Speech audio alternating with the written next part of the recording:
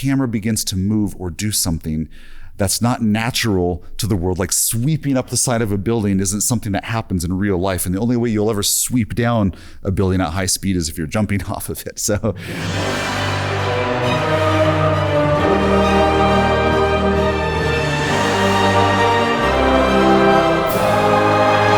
right, now for our third and final primary function of film scoring, music that is technically motivated.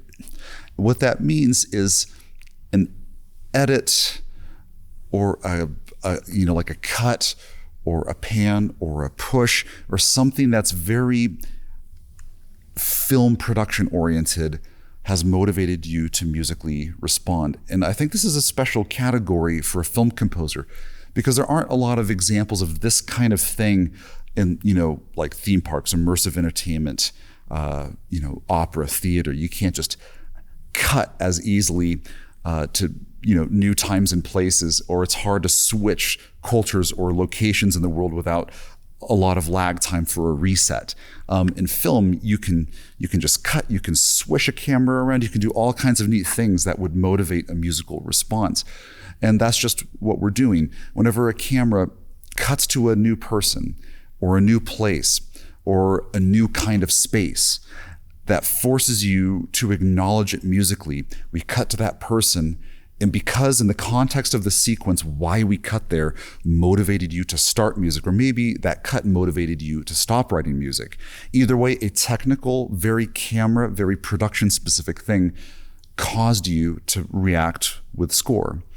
It can also be camera motion. One of my rules for film scoring is whenever a camera begins to move in some way, it just doesn't feel quite right without a musical reaction. Camera motion begs for score. And that could be something like a crane shot, sweeping over an audience or a space. It could be a helicopter shot or anymore a drone shot.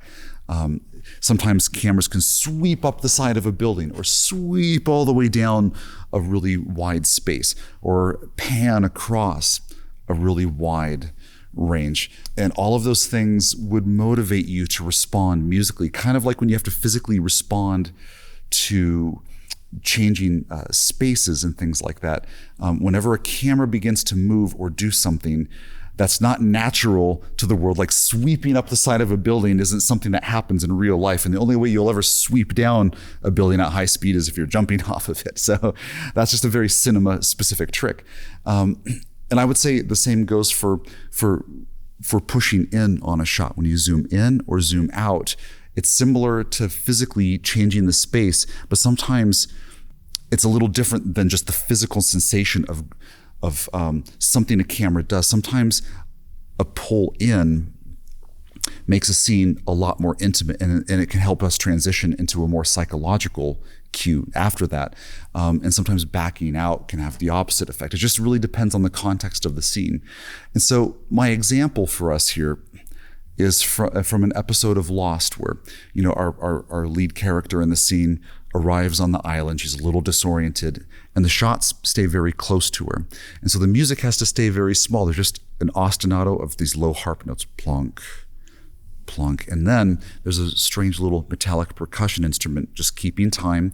And we're trying to stay out of the way because there's nothing much to say just yet until the shot goes behind her and we begin to open up and expose the full size of the island she's arrived at. And so now, as we begin to change the physical space with camera motion, the music has to follow the camera through the slow shot to open up that space. So the camera is motivating us to acknowledge what's going on in the world around us. And then as soon as that shot opens up, it cuts right back to a small one shot. And the music has to adjust and become small again. So camera motion and a cut dictate what the score has to do to make the scene physically make sense. So with that, here's the clip from Lost.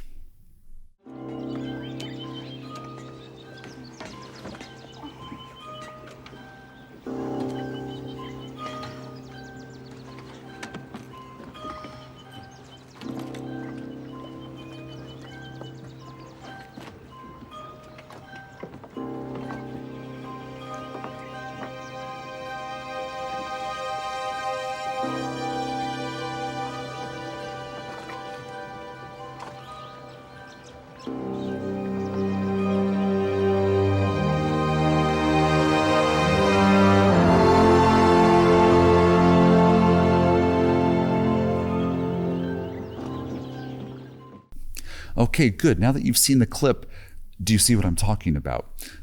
We start on the close shots. We're not exposing a lot of space just yet. It's still kind of a psychological scene, actually, at this point.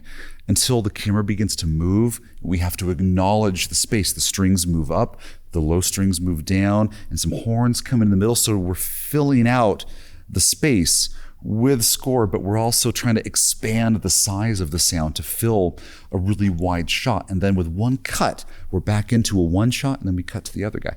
So these edits and camera movements are dictating how the music had to be produced through this scene. Wonderful. So now that we've looked at all three of these primary functions of film scoring, you can probably tell that every scene isn't exactly one or the other.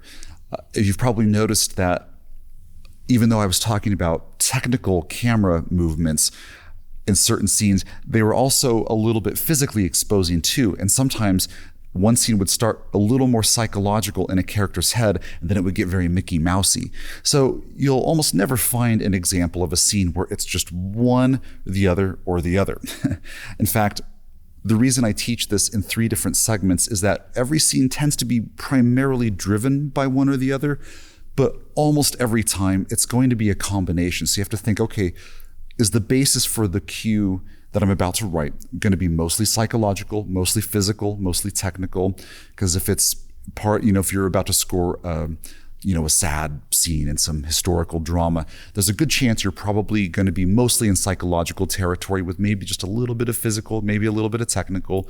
If you're about to do a hilarious chase scene in an animated film, or a really long extended action sequence in a Marvel movie, you're probably going to primarily be responding to physical motions because there won't be enough time to focus on all the characters' deeper conflicts and internal qualities while things are blowing up all around them. There's just a good chance you'll just be moving very physically and then responding to a lot of quick technical things. So you have to find which one is your primary guiding light through that sequence.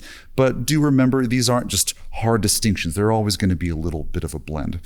If you'd like to learn more film scoring tips like these, sign up for free, and I promise you, these lessons will help you on your journey to becoming an accomplished film composer.